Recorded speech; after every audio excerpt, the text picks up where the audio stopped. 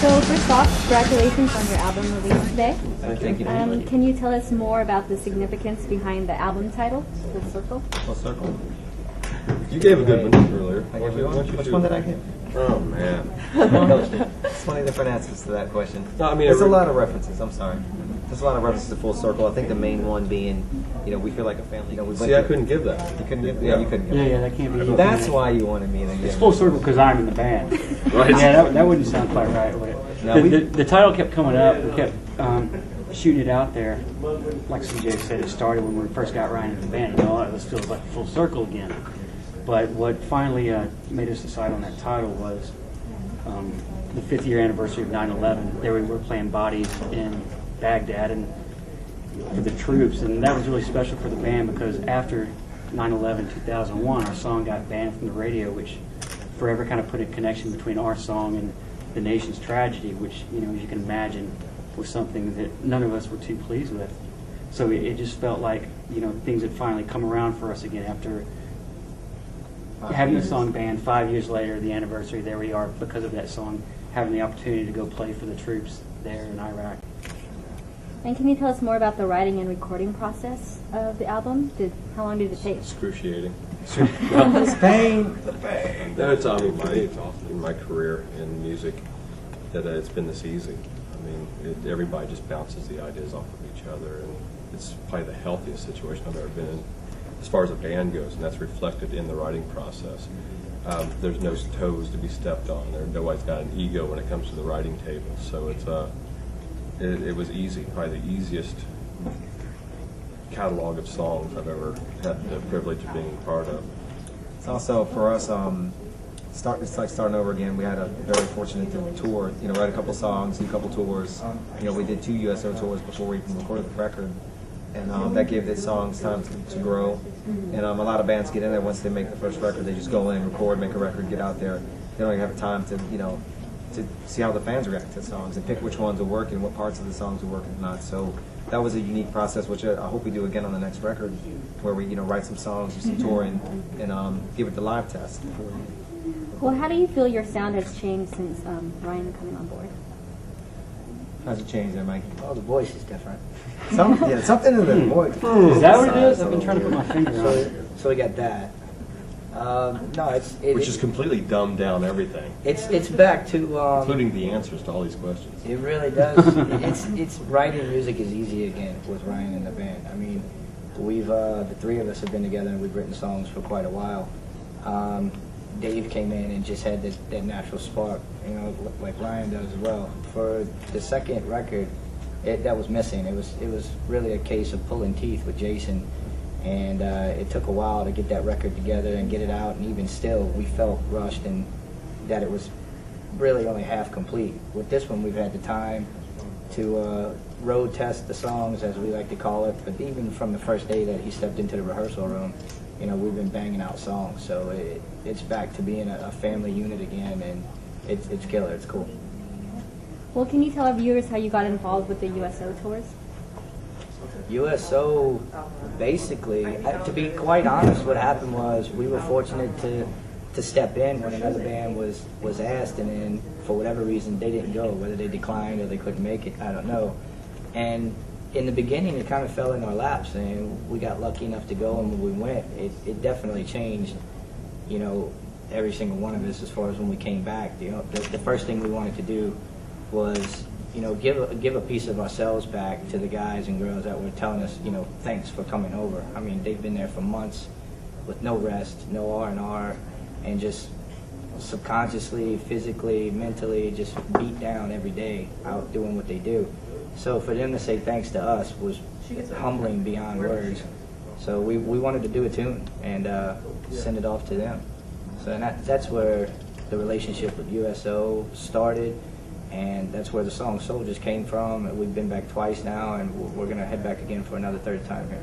Which led to us hooking up with the IAVA as well, trying to put this bill through Congress to support the troops when they come back.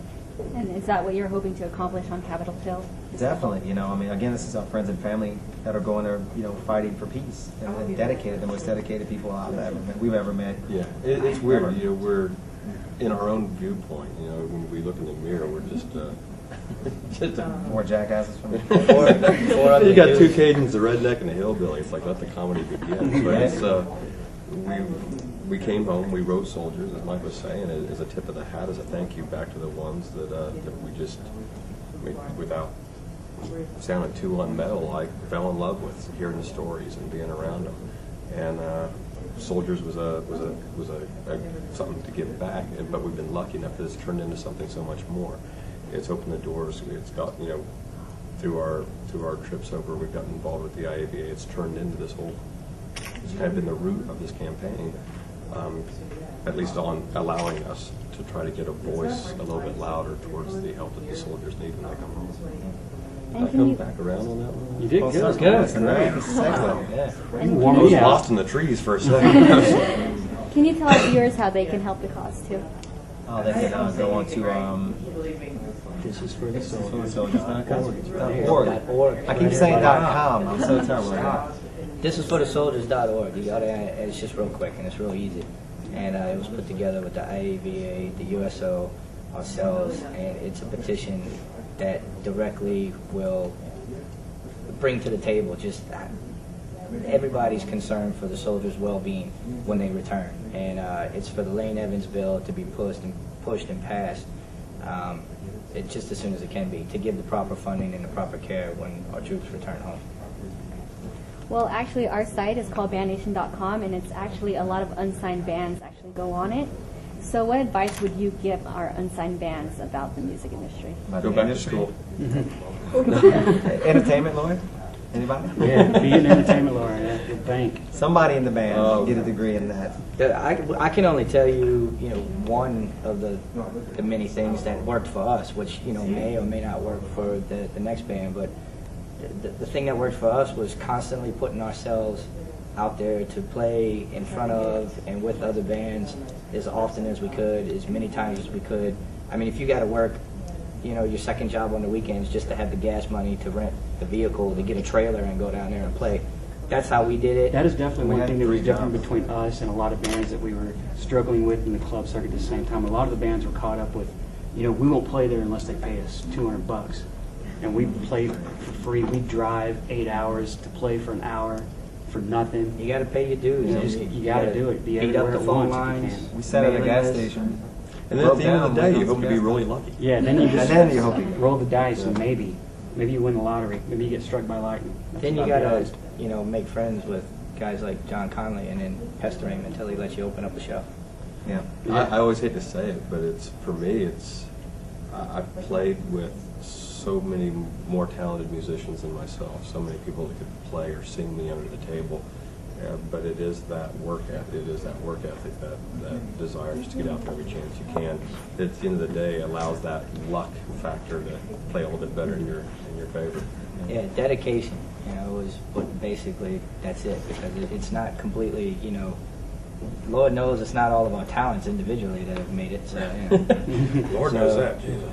So, just stick it out and put yourself out there anywhere and everywhere.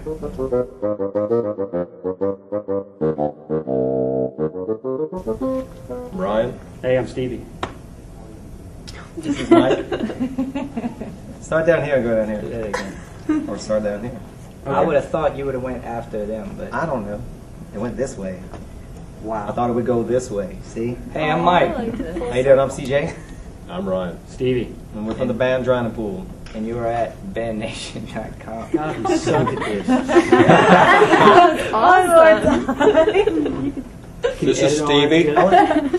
This is CJ, Mike, and I'm Ryan, and we're from Drowning Pool, and you're watching bandnation.com. Perfect. Thanks for taking charge, everybody. I told you had it. That's yours, man.